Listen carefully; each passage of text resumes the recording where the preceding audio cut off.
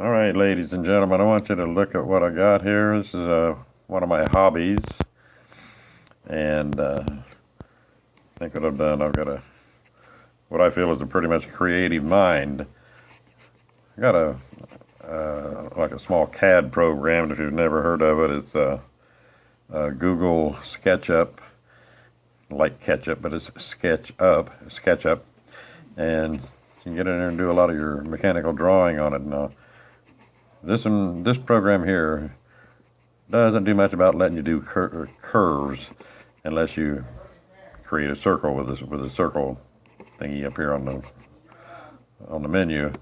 But anyway, that's why all the lines, you can see the angles, the triangles, that denotes a curved or a rounded, not rounded actually.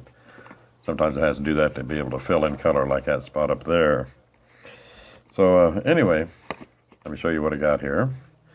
And this is my pride and joy. It took me about 6 or 7 months to actually draw this up and finish it. Because this is one line at a time. And then your color, of course, colors in areas. Now, let me get down here a little bit. I'm going to take you outside.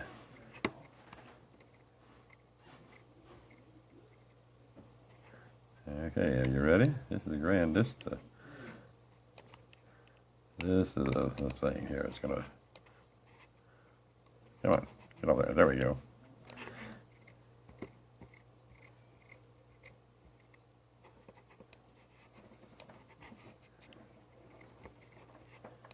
Now, this is my airplane.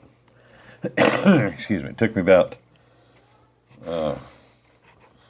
more than 6 months to get this to the point that it is now. And I'd have to always go back and redo certain things. It's interior, exterior. The only thing is an interior is a bare exterior. But for me, now, before I started on it, it probably wasn't really that common, was the ducted fan motors for vertical lift and takeoff. And there's nothing uncommon about that now, but this is all with on the gimbal positioning, so each motor will work independently on through a computer program that'll keep this on course. If the wind's blowing a little bit, it'll keep you level and fly you to where you're going to fly to. So, and it's all run by electric motors, each one of them. And must say, well, yeah, probably got 5,000 pounds of batteries in there. Well, actually, no, I'll explain that later. Now, what I want to do is give you a tour of the airplane here. And the airplane is about 41 feet long from the tip, way out here on the tip, clear back to the tail end, which is right, back here, about 41 feet long, roughly. And the width of the plane is almost 60 from tip to tip up there. And it's vertical takeoff and landing, meaning you take off straight up in the air. And this is actually the landing gear position. I just left these different colors so you'd make it easier to see them. And out of these pods here, the landing gear with wheels will come, and you can land on with a rolling land, or from vertical takeoff, then pull the landing gear up. But that makes it dual purpose actually. Now these three duct fans here are 8 feet across. So that gives you with the center, the radius here of 4 feet for each blade. And there are probably 6 to 8 blades that's going to be feeding each one of these. And provide enormous lift. The rear fan setup here, ducted fan, is a bit the same way. But this in here can go, as you know, right now the air is being pulled in through here and then coming out the bottom. So this will pivot up 90 degrees. And like you're looking at the fan like this at you, back here, and it'll be blowing the air back like a rear engine propeller airplane would do it. And you got to think of this ducted fan here is 8 feet in diameter across, 8 feet all the way across. and that'll give you a lot of thrust out the rear. Now, with these three ducted fans, independent, they're all independent because they got to work independent of each other in order to keep you level in flight, and the computer operated in order to keep you normal in the air, if you want to call it that. If you get gusty flight conditions, sometimes they want to kind of throw you around. I've been up in them before, and yeah, they'll kind of throw you around a little bit, but that's where you do the controls and control that, whereas the computer will control these three engines and do that for you. You set your programming to your coordinates on where you want to go, what airports you want to fly to, and when you choose, go, it pretty much takes off from the ground, gets the altitude you set at, and it'll take you at that altitude to where you're going, come down deep, to make an approach to the airport. And what you got to do is just get on the radio and let them know that you're coming in for a vertical landing, and you don't need a runway, and there'll be somebody out there direct you in, let you land.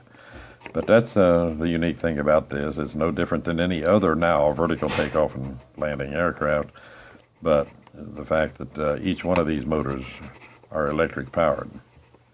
They're driven by electricity. I want to turn the plane around here. Now, what is it? I don't know if you can see this up here. If I'm going up here in the corner, little red writing, it said each ducted fan will produce, now this is just a rough guess, being 8 foot in diameter, might be more than what I'm talking about here, 30 kilowatts of AC power when this fan is running, and plus or minus 90 kilowatts, all three units combined, 1, 2, and 3. So that's about roughly 100 kilowatts of power. That's 100,000 watts of power right there just with those three. Now that's AC power. You take it in, convert it over to DC through a transformer system, and your DC comes back out and drives the three engines. Now, having said that, let me show you something here. It may be kind of hard to see because the bottom of the plane is kind of black. Now, you can probably see it. Can you see the ring right here? If you can, I can see it all right on my computer screen here. But that ring is a 13-foot diameter circle. Okay, 6.5 feet on each side of the center point. And in here, I've got another thing that I can show you. But in here is a 13-foot disc lined with magnets around the outer edge, and on top of those, you got to have a margin in between, but there'll be coils. There'll be 24 segments of this 13-foot disc is divided in 24 segments. Each segment has about 2 to 3 large magnet they move with the disc. This disc will just spin with a what do they call it, pancake motor, just like these will. High torque, high speed. And this alone will run independently, not because of the fans, but I thought, why not use the fans dual purpose? Now the disc in here is, like I say, 13 foot in diameter. It has 24 segments, I'll call it, around this circle. If you can see a little flat line here now and then, when you get on it like that, maybe you can see the little flat area. It's got a little point there. Each one of those segments is about a foot, and I think 2 to 3 inches, something like that. And you get two very strong neodymium magnets, formed to about 6 inches. If you can get them 8 inches or 12 inches, that'd be ideal. And needs to be one magnet in each one of those little sections right here. And feed that all the way around. And this will spin, and it'll be set within a small amount of space between the magnets and the pickup of the coils. and those coils each, so there'll be 3 coils per one of these segments. So figure if you got 24 segments going around here to make the total circle, each segment here will have 3 coils sitting above it while the magnets spin and come up against the coils.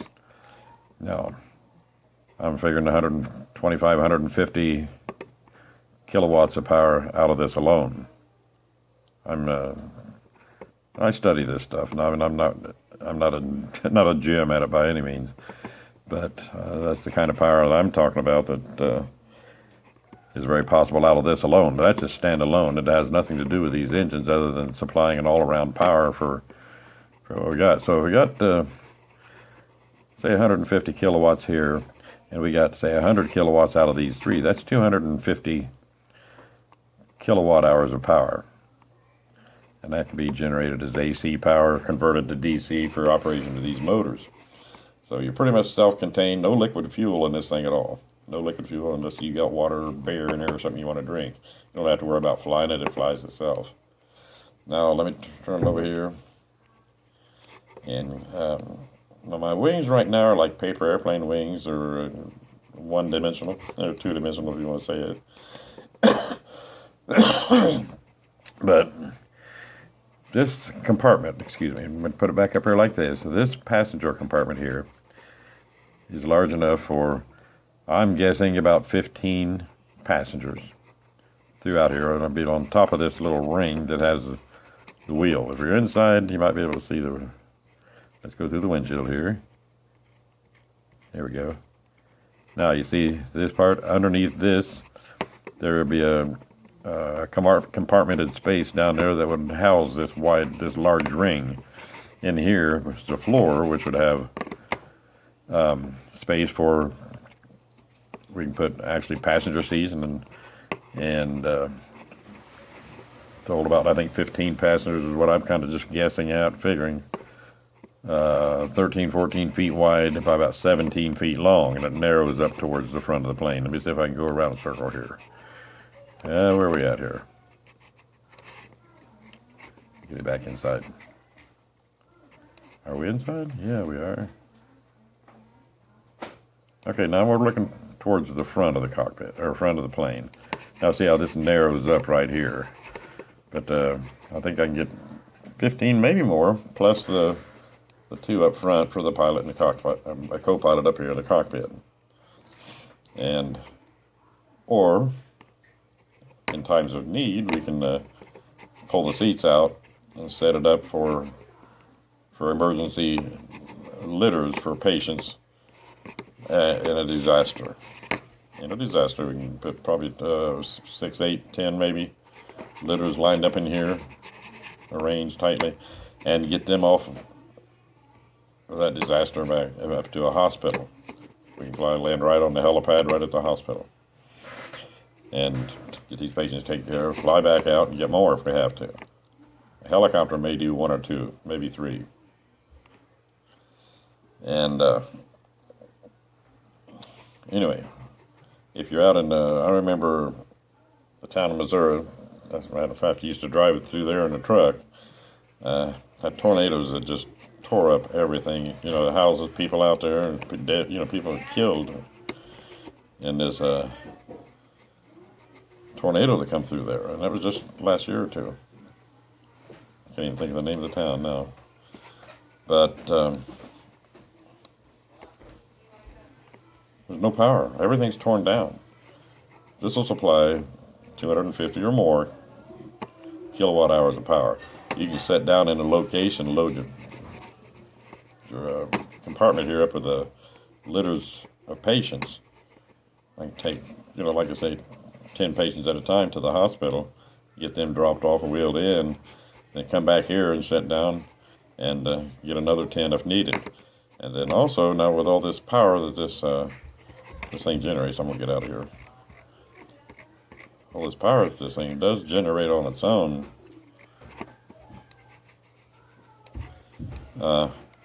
can be hooked up to a receptacle out there somewhere where emergency people are at. Instead of each one of them driving generators, this costs nothing to operate. each one in driving generator I can hook up to. I mean, it's probably run almost a city block off of that airplane itself. Just the generating power this has. And anyway, so it's a good emergency use plane and personal use if you wanted to spend a couple $1 million on it. So anyway, for emergency purposes, if you're flying along at 5,000 feet, around 200 to 300, 400 miles per hour, this 8-foot prop back here will probably push you at least that anyway. So that's 740 or 50 is a sound barrier. You're going to 300 or 400. That's jet plane speed, and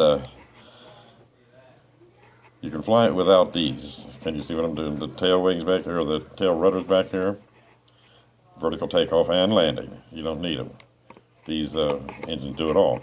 However, have you ever heard of engine failure or electrical problems? Yeah. So what happened if all these engines, these 3 engines, for some odd reason, blew a breaker and all 3 engines shut off? They're all independent of each other, by the way. And, well, you got to go into glide mode because you have no forward power if that engine back there is not pushing that push prop.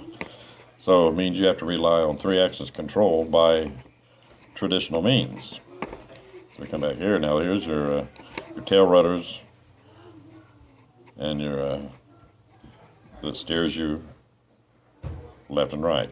Okay. Your elevators, elevons, which makes your plane up and down like this. And these are your ailerons, which gives you the roll, they call it. Roll. And this here is, for these, the elevators, is a pitch. And this is the yaw. Yaw left, yaw right, okay?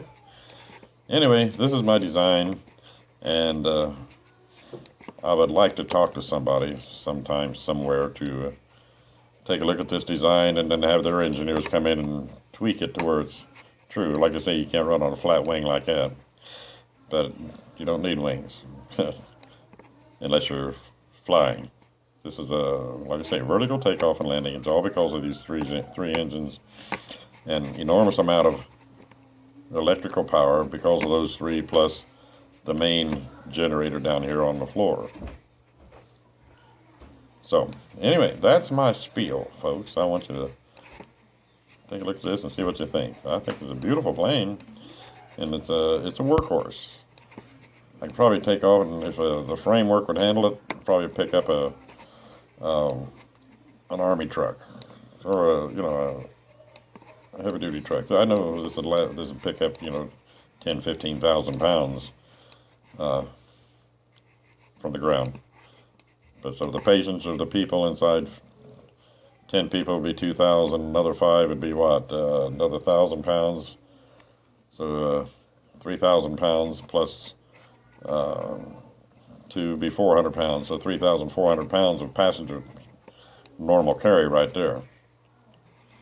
And so anyway, so the reason for the tail rudders when you don't need them, and the ailerons and the elevons or elevators, whatever you want to call them, is that if these engines fail and you're flying along in 5,000 feet, about 300 miles per hour, where your speed's going to slow really quickly if you don't have any thrust pushing you. And so you're starting in glide mode is what it amounts to. Now, if you're in glide mode and there's nothing, the computer can't control them because they're not running, if that's the case. So you have to go to manual control, and you have to become a normal 3-axis control airplane. Y'all, right there, left, right. That's Y-A-W, not you all. Left, right, y'all. Pitch on the elevators or elevons. Nose up, nose down. Then you got over here, your flaps, and then the same on the bottom. So if you watch military news enough, you see that this flap goes up, this bottom one stays in place. That means this wing is going to go down. And in reverse, it's the same way over here, only when you're going like this, in reverse, these flaps operate reverse of what these over here do, because that'll give you your roll. Left, roll down, left, roll right. And then, like I say, your elevators, you have to have that for your nose up, nose down. This is your left-right control, and this is your aileron, which would be your roll control. Okay, so that's there just for an emergency situation. Normally, you won't need it.